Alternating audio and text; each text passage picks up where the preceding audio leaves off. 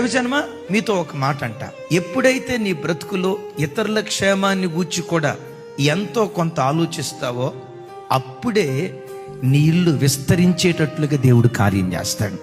నీ సేవ విస్తరించేటట్లుగా దేవుడు కార్యం చేస్తాడు.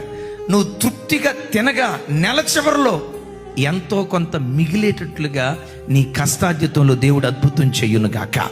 బైబిల్లో రాయబడిన మాట ఏంటో తెలుసా?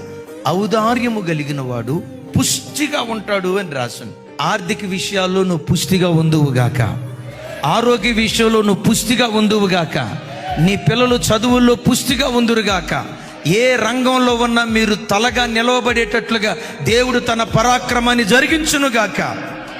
దేవుడు ఆ కార్యం చేయాలంటే నువ్వు పుష్టిగా ఉండాలంటే ఇతరులను కూర్చి ఆలోచించి సహాయం చేసే ఆ ఔదార్యపు గుణం దేవుని సన్నిధిలో కలిగి మనం బ్రతుకుతుందా.